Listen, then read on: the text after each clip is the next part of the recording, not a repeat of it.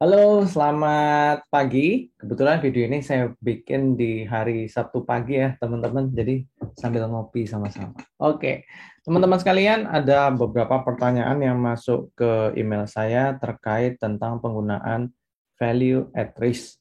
Nah, sebetulnya apa dan bagaimana sih value at risk? Mari kita saksikan paparan singkat berikut ini.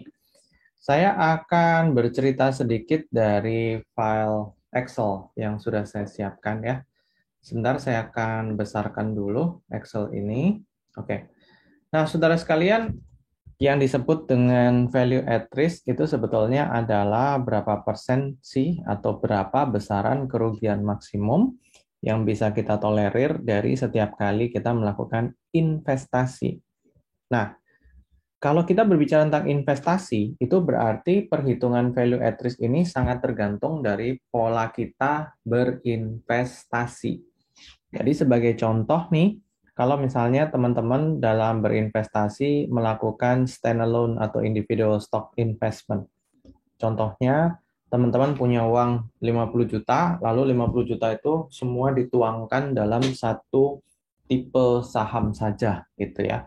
Nah, maka di titik itu selesai kita melakukan investasinya, teman-teman tuh harus menghitung value at risk-nya, di mana value at risk ini akan menentukan berapa sih kerugian maksimum dari investasi kita tadi yang dapat kita tolerir.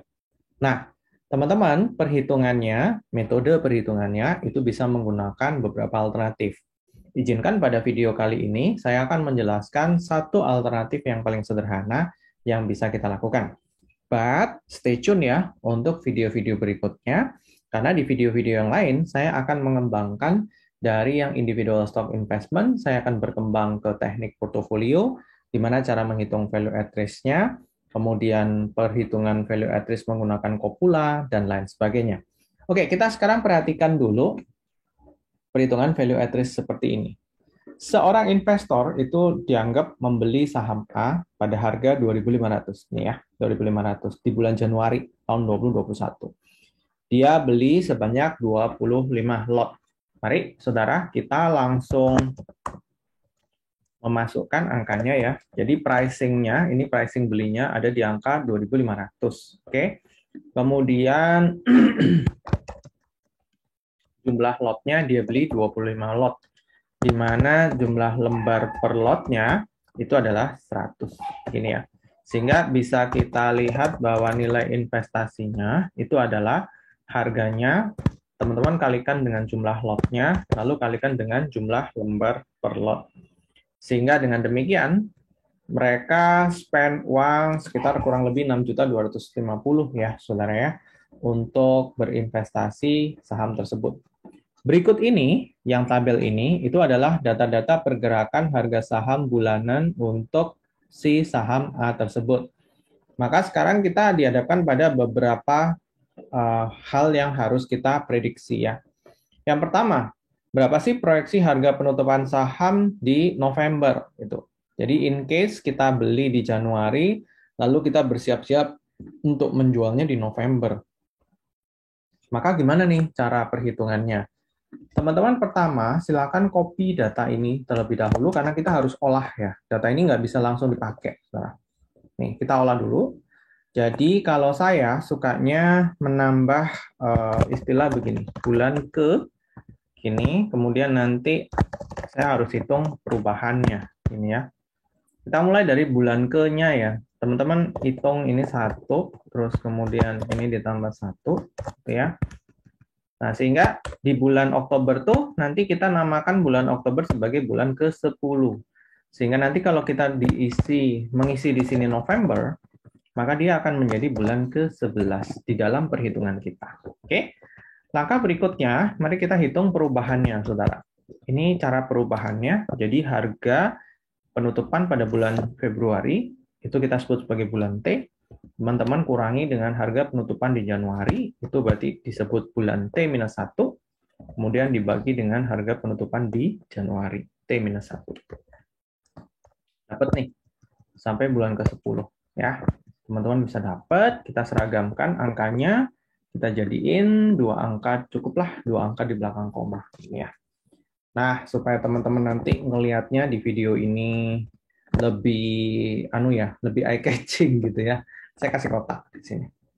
Nah, kemudian pilihan kita sebenarnya di dalam perhitungan seperti ini untuk teknik proyeksi yang very simple, yang sangat sederhana, we can use two types of method ya. The first one itu namanya adalah arithmetic mean.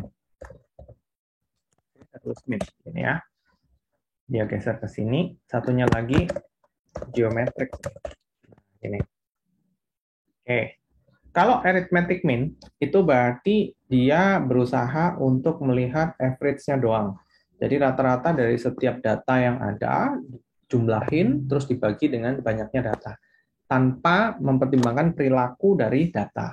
Sedangkan kalau geometric mean, itu dia mempertimbangkan perilaku dari data. Sifatnya itu dia menggunakan asas compounding method ya, atau bunga majemuk atau bunga berbunga gitu.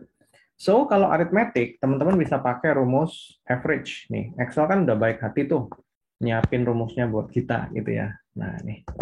Jadi, aritmetik itu min-nya cukup dilakukan dengan menghitung average-nya aja. Dapatlah kita.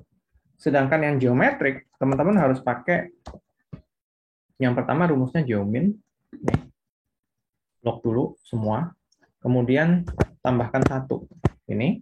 Nah, jadi geomin, blok semua, tambah 1. Ya. Namun sayangnya si Excel tuh mengajak kita untuk berpikir gitu ya. Jadi rumus geomin ini nggak bisa plain seperti ini aja untuk merepresentasikan geometric mean kita, nggak bisa. Jadi saudara harus tambahkan dengan rumus sum product. Nih, sum product, terus di akhir rumus tambahkan -1. Ini ya. Jadi yang pertama geomin di blok +1, kemudian ditambah sum product, kurung tutup, dikurangi 1, -1. Saudara akan dapat angka ini. So, sepintas angkanya mirip ya. Tapi kalau kita kembangkan, angkanya beda. Ini lihat nih. 4135 ya. Check this out. 4178. See? Ya, ada perbedaan ya di sini ya. Jadi, saudara sekalian, kalau kita berbicara pergerakan harga di November itu, kira-kira nanti closing-nya bakal jadi angka berapa gitu ya. Let's say, saya tulis gini aja, November. Nah, maka kalau aritmetik, saudara ambilnya dari Oktober, ya dikalikan 1, ditambah aritmetic mean-nya, pangkatnya adalah 1, yaitu jarak dari bulan Oktober ke November. Ya, 1. Kita kecilin ya. Nah, ini. Demikian pula dengan yang geometrik. Dikalikan 1, ditambah angka yang ini, dipangkatin 1. Ini. Jadi dari konteks ini kelihatan ya ada perbedaan ya angkanya. Nah, saudara, kalau saudara tanya pada saya nih, Pak, kalau misalnya di dunia finance tuh kita condongnya pakai yang mana sih? Mungkin jawaban saya jatuh di geometrik ya, sehingga saya bisa menuliskan di sini prediksinya adalah geometrik. Kalau saudara tanya ke saya, Pak, kenapa geometrik gitu? Karena geometrik itu angkanya mempertimbangkan perilaku atau bunga berbunga, ya, majemuknya, compoundingnya dari factors gitu. So itu lebih merepresentasikan. Nah, jadi dari sini kita udah dapat jawaban yang pertama ya, saudara ya, proyeksi harga penutupan saham di November. Jadi kita bisa tulis di mana? Tulis sini ya, estimasi gitu. Estimasi harga penutupan saham November 2021 adalah, ya itu tadi angkanya 3749. Ini adalah sebuah estimasi. Kemudian yang kedua, potensi profit ya, dilepas pada harga di poin sebelumnya. Berarti asumsinya kalau profitnya berapa sih kalau misalnya kita lepas di sini? Nah, kita sebutnya capital gain ya, saudara ya. Capital gain-nya itu berarti lepas di harga ini kan, beli di harga ini kan, ya, dibagi beli di harga ini. So, this is the capital gain. Very high ya, 49,95. Oh, lumayan saudara ya. Tapi saudara harus keep berapa bulan nih? 11 bulan ya, untuk dapat keuntungan segini. Oke, now let's talk about value at risk nih ya. Saya mulai masuk perhitungannya. Terus Paris nih ngitung value at risk-nya, kira-kira data apa aja nih yang kita perlukan? Mari, saudara. Untuk menghitung value at risk, itu kita butuh beberapa data. Yang pertama, saudara butuh nilai investasinya. Ya, angkanya ini. Dah. Terus kemudian yang kedua, kita tuh butuh standar deviasi. Nah, standar deviasi dari perubahan return-nya. Sehingga dari sini kita bisa ngitung STDEV-nya ya, pakai rumus STDEV. Saudara blok aja nih perubahannya. Nah, saudara akan dapat standar deviasi dari pergerakan harga saham kita. Nah, ini standar deviasinya. Yang kedua, saudara tuh butuh level of confidence. Ya, level of confidence. Let's say level of confidence itu ranging-nya antara 90%, 95%, atau 99%. Nah, artinya semakin tinggi level of confidence-nya, maka tingkat error-nya semakin rendah. Jadi kalau misalnya teman-teman di sini pilih 95%, itu berarti error-nya 5%, karena dijumlahkan mereka harus 100. Sehingga saya lebih condong pilih yang 99% dong, supaya tingkat keyakinan kita lebih tinggi. Error-nya jadi tinggal 1%. Nah, hal yang penting dari level of confidence ini adalah multiplier-nya.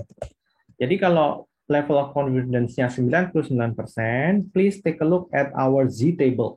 Ya, cek di tabel. Nah, nanti saudara ketemu tuh angka 2,33. Ini ya, ini multiplier-nya. Sehingga dengan demikian, value at risk dalam dari investasi ini, itu besarnya adalah standar deviasi, Anda kalikan multiplier-nya, Anda kalikan investasinya. Nah, saudara akan dapat. Artinya, dari investasi sebesar 6.250.000, maka value at risk hariannya, daily ya, ini saya tulis one day, par one day-nya adalah 457.584. Itu artinya tingkat kerugian maksimum yang bisa kita tolerir dari investasi sebesar 6.250.000 pada konteks harga yang seperti ini adalah 457.584. Itu artinya kalau nanti pergerakan harganya itu menurun dan kita mulai istilahnya menunjukkan tren standar deviasi kerugian yang semakin menurun, maka sebelum saudara menyentuh kerugian 400 ribuan, itu harus sudah di cut off. Gitu. Artinya cut off itu saudara lepas. Ya. Nah, di sini tingkat kerugian itu bisa dihitung dalam konteks one day VAR, ya. Bisa juga dihitung dalam konteks 10 days VAR. Nah, kalau 10 days VAR, ini, maka caranya adalah investasi, ya, dikalikan standar deviasi, terus dikalikan multiplier-nya, dikalikan SQRT square root dari 10. Jadi harinya itu yang saudara, ini kan ya, harinya itu yang saudara jadikan akarnya gitu, dikalikan akarnya. Jadi dari sini kelihatan ya, VAR one day-nya 457, VAR 10 days-nya 1447009. Oke, demikianlah teman-teman cara kita menghitung value at risk dengan menggunakan Excel. Cukup mudah dan sederhana. Oke, sampai jumpa pada video berikutnya.